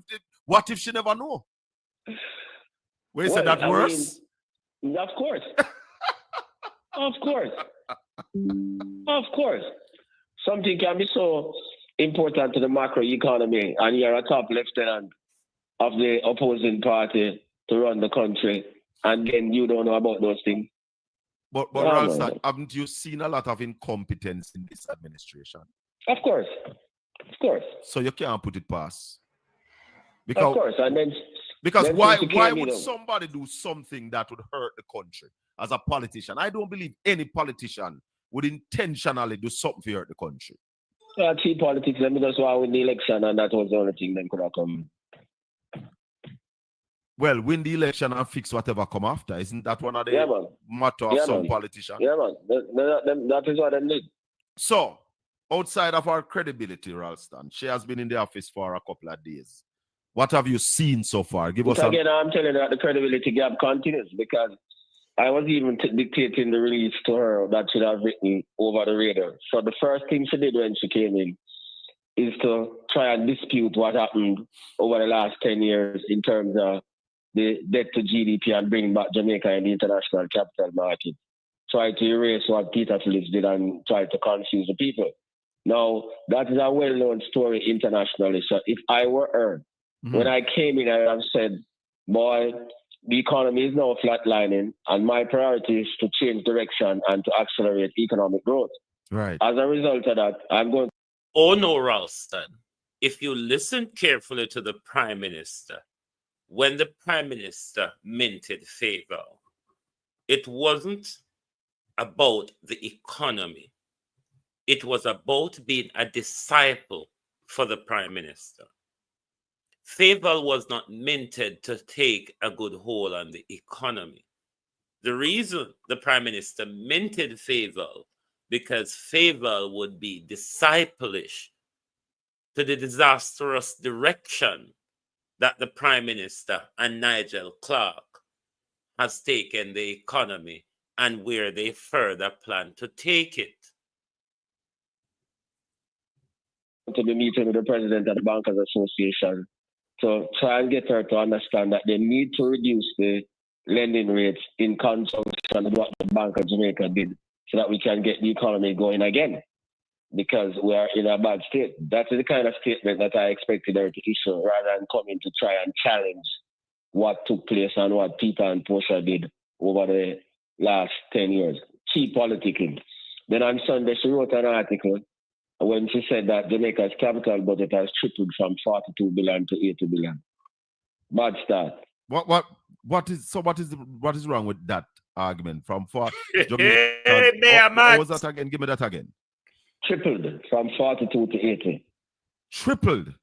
Yeah, man. From 42 billion to 80 billion. But if it tripled, it must be 120 billion. Ah, you get the point. Fuzzy math? Right. You get the point. Fuzzy math? That's the newly minted favor. So, as it relates to the constraints that we see ahead, our infrastructure is in a deplorable condition. The Prime Minister on Tuesday announced a $1.3 billion road maintenance fund. Adequate? No, man, that can't do nothing, man. That's joke business. But that can't rehabilitate one road anywhere. No, that's a joke business, man. Let's say a joking, man. How, though, do you say that the country is doing well, have so much money, and you can't really get out there and address the problems that confronts us? Because it's not true. The country is bankrupt. So and next administration, whether it is theirs or the other one, is going to have a hard time preparing a budget without an increase in borrowing. So the stupidity of Nigel Clark saying that he's paying down the debt and servicing the debt before time, crash everything so that the economy can grow, so you can generate the revenues that are needed. So you have to turn around and sell 12 years receivables, squander part of it from vote buying consumption, and then the whole place mash up, and I'll fix it back. You have to borrow more money. Because you can't come with a tax package and you can't cut spending. What is Jamaica's fiscal position right now, Ralston? The fiscal deficit is $58 billion. 58 billion. So we need 58 billion. We need $58 billion more For balance. Yeah, man, they spend 58 million more than program forward in the period April to September. So wouldn't that run us into debt? Of course, that is an addition to the debt. That's the point I'm making to you. If you spend more than you earn, you must have to borrow. How is the budget? Well, we did a supplementary budget the other day. Is it running in accordance? Well, that's a stupid question because we have the new budget now. Right. No, but you just said we're still in a deficit, so that means the budget now operate, the figures now stay as they are too. No. So why think you might have to sell the 12 years receivables? They don't have no money. The country don't have no money. Yeah. Why are we not paying the contractors? Because they don't have the money.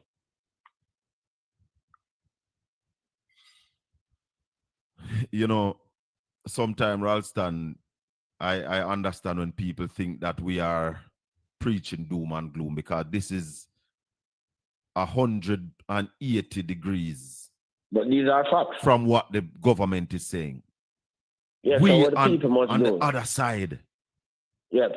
So what the people must do, because all of this information is on the website of the Ministry of Finance, the Planning Institute of Jamaica, the Statistical Institute of Jamaica, and the Bank of Jamaica. Those are the four agencies that deal with the country's money and the economy. So everybody can check it for themselves. The reason why I know because I check them things every day. I do that for 36 years. Whoever is the finance minister. So next year budget, Ralston. What next year budget going to look like with all of what you are saying now? Because that means pure trouble there, so. And that's why me tell a guy say Jamaica economy in problem. Yeah, man. Of course, it's pure trouble. We have to borrow more money or cut spending or increase taxes. Or any government do that line of trouble. The people are up on the street. So how next year budget will look? That's the point I'm making to you. They have to go borrow more money because the other two options are out. The people are going to take the street if they go for the other two options. So we have to go borrow more money. Spending or raise taxes. And how we going to pay about that more money where we have borrowed? Because well, that is going to be a big problem. So you have to find a way to use the money to accelerate growth. So all these fools spending more 11.4 billion for vote buying, as you say, that should go in agriculture. XX primary surplus, them should use that and fix the road, in particular the rural road network, train the river, them train the gully, and make the country more resilient. So when the rain them come, we don't have the kind of damage that we have. So what the meaning of this tax give back? $20,000. Because you say it's vote buying, Ralston, but let's look at it. Me know people will get that $20,000 there where come hell or high water would never vote GLP. Well, the assumption is that some of those people are going to vote for them. Remember, them said 580,000 people are benefit. So the assumption is that some are going to vote for us. Yes. Simple. Some will vote for them. Yeah, man. But when you squander that money, because it hurt me, no, Ralston, me not tell a man no lie, you know. Yeah, man. When me see the government do with that $11.4 billion, hurt me to my core till me said to my accountant, say apply for my 20. Because me earn less than $3 million a year. Yeah, man. So me tell my accountant apply for my 20. When I tell me say me need or take it. All right, so tell me something now. You believe that the job of a finance minister is to allocate resources in a productive way. You believe a great finance minister would allocate resources like that. That's just a straight political thing.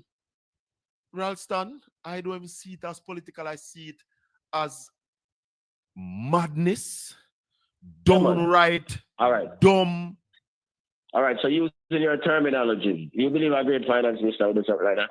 Oh, you can't do that in a time like this. Oh, you're going to do that. Oh, when you have an agriculture sector that is in tatters and you... Now, if you want to listen to the rest of that debate, which is coming to an end, but it goes on to the entertainment sector with regards to this other conundrum of political play from Babsy to garner support from the entertainment sector. But in the top of the chat, The link is pinned to the Easy Jerk World YouTube channel. Give him some strength by subscribing. You have heard this conversation with Colin Bell and Ralston Hyman. I cannot break it down further to you if you don't understand it. If you need to re-listen to this interview, you know where to go to. Sportland Spice TV. It was the interview that was done yesterday. But are you aware of the amount of lies we have been told? Even when him white friend them in a London and in a Miami is propping him up in international papers to say how brilliant Dr. Clark is. Even when the Jamaica media, everybody had tell the lie how good the economy is. I hope you write down these places that Ralston tell you to go and find certain information. And if you didn't write them down, make sure you go back and listen to that live on Portland Spice TV and make sure you do your research. The country is in economic crisis. More high prices at the petrol pumps, more high prices in the supermarkets, more high prices in the market, more borrowing by government. Generations of generations down the line is stricken by debt that this government and others have borrowed and have done nothing with it to drive productivity in our country. Therefore, just like the salary, we live hand to mouth from our salary. As our country I live, hand to mouth, bara beg. But we have the best economic finance minister that was ushered off to the IMF to F up more countries. This is the world we're living in, you know. This is the world we're living in, where them practice danger on us, whether it be the Tuskegee experiment, the pandemic just recently experiment, whatever experiment Debbie Jervis Wagwan, Jennifer Haven, whatsoever experiments we've been guinea pigged, whether it be our economy, whether it be on the socio-economic front, whether it be in health, whether it be in education, we've been guinea pigged for 500 fucking years. Beg your pardon. 500 years. All sorts of research is being conducted on us. Jamaicans, when are we going to wake up? When are we going to have the pride of the indigenous New Zealanders? When are we going to have pride? When are we going to start waking up like young people in Ghana, Nigeria, Kenya, Botswana,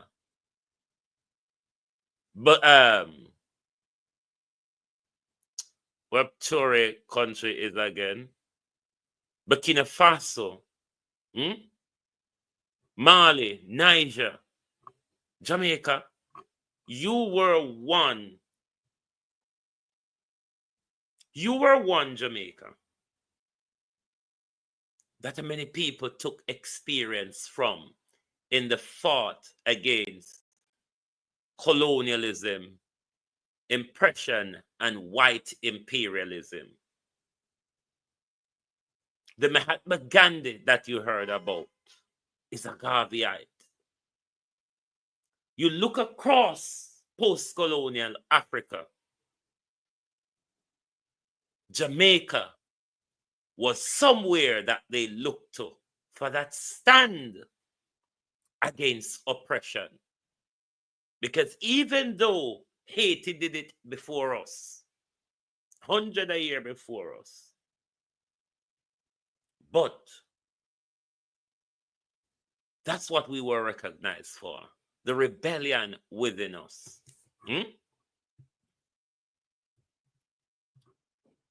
The young New Zealand warrior made it known in Parliament over the weekend. We are in defiance of the British colonial state, because we are still, this is our very problem. We are still in a British colonial state run by their CIA employee henchmen. When will we get to this level of rebellion? More hunger coming to Jamaica. The salary where the Prime Minister boasts about, we soon start nyam grass. See, the Prime Minister tell we say, good economic management can nyam, a grass we soon start nyam, because no plant, you know. Even when we keep warning you, Uno will have style to plant something. Plant, because danger is ahead. Danger is ahead, Jamaica. And no, not take heed. What you're all waiting for is to when it fall down and collapse down.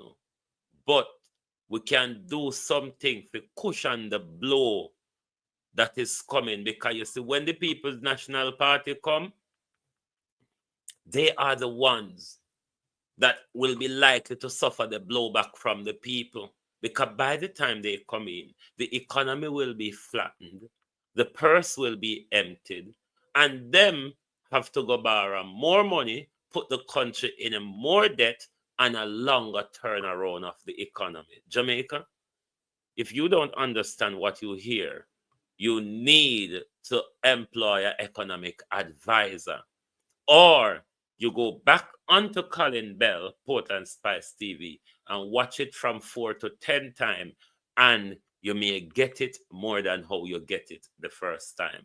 But Jamaica is in turmoil. You don't see nothing yet.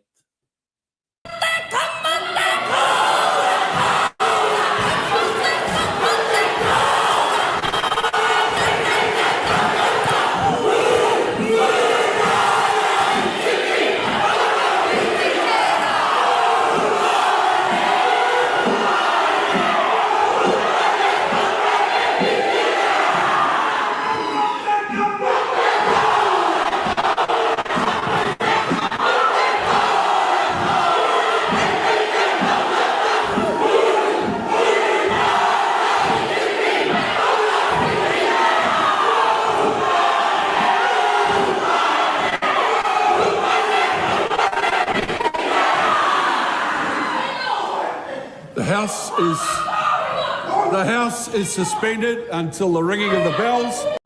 The gallery is to be cleared.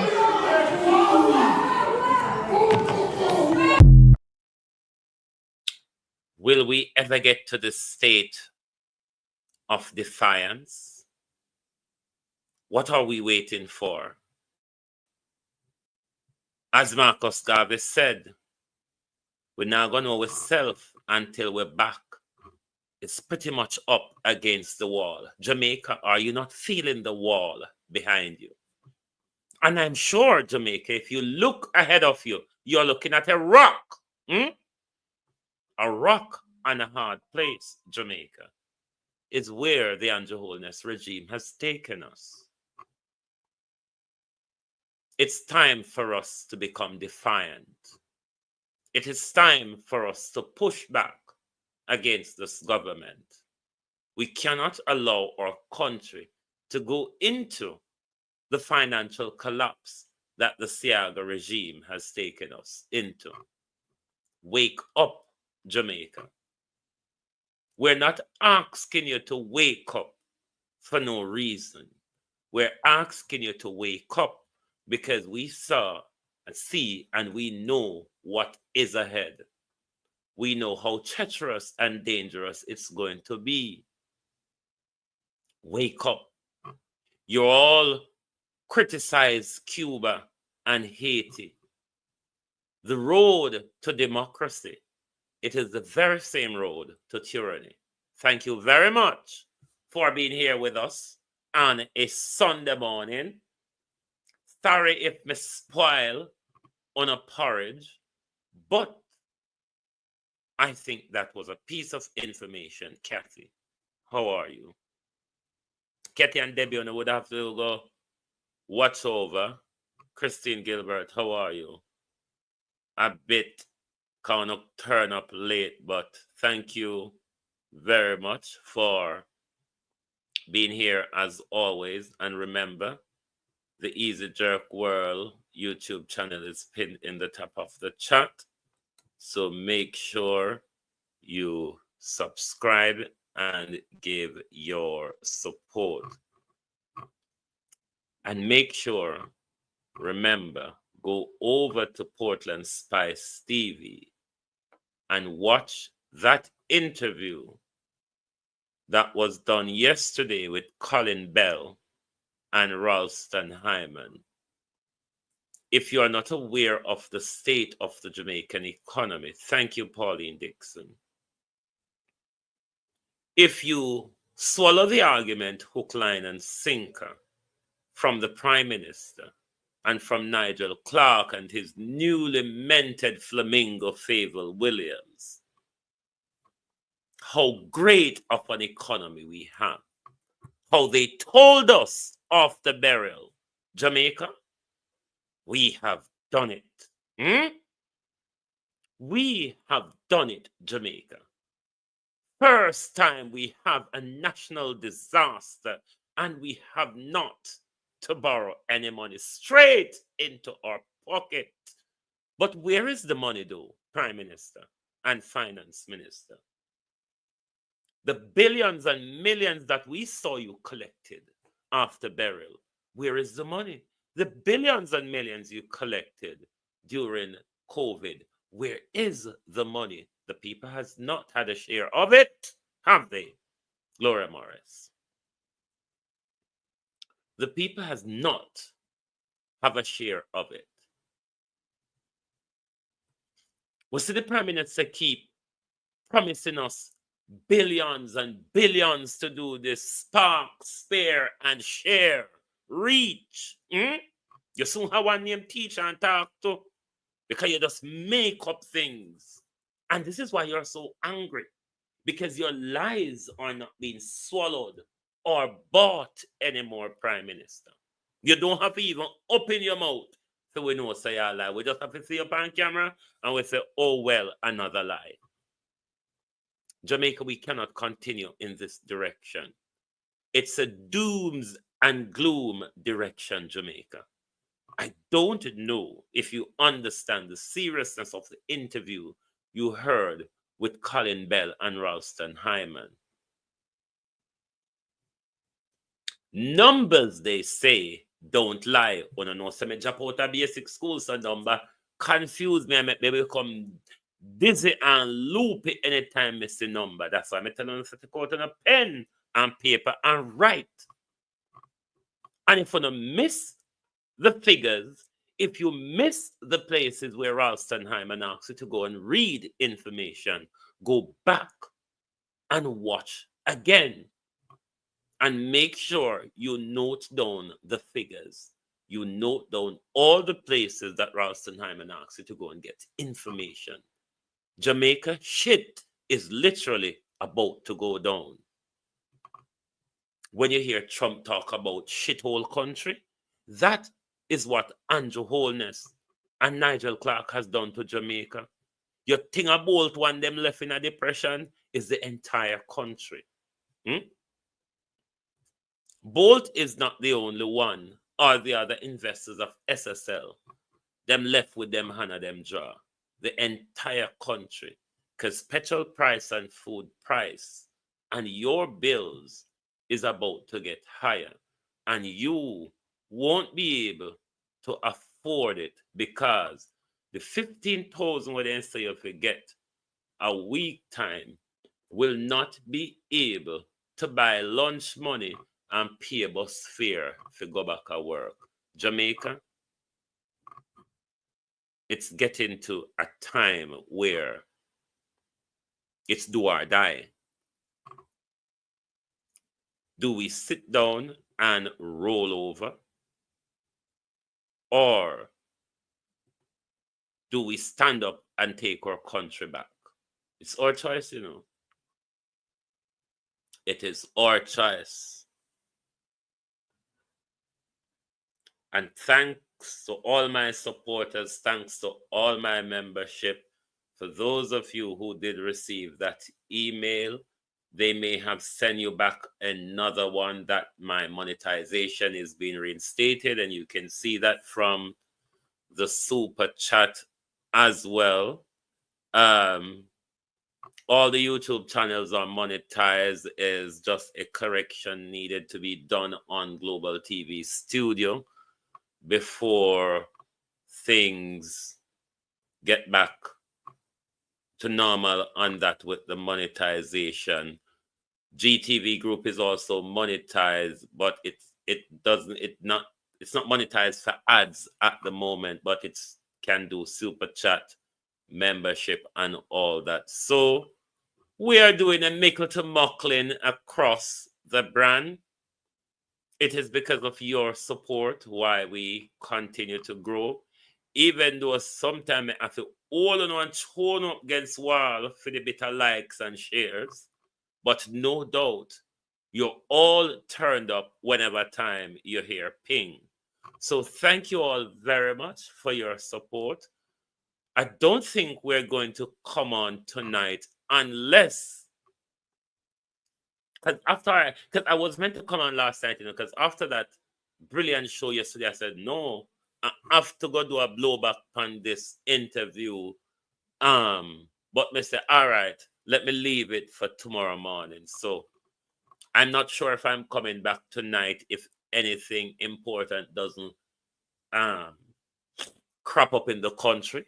But if not, certainly join us tomorrow morning for the At a Glance program. Thank you all very much. Continue to support. And if you don't catch the live, there's also a button below when you're watching that says thanks. And there you can donate by your super thanks also.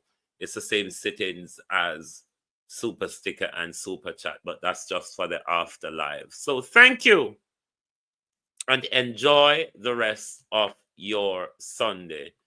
And good afternoon, good morning from the Global Television Group.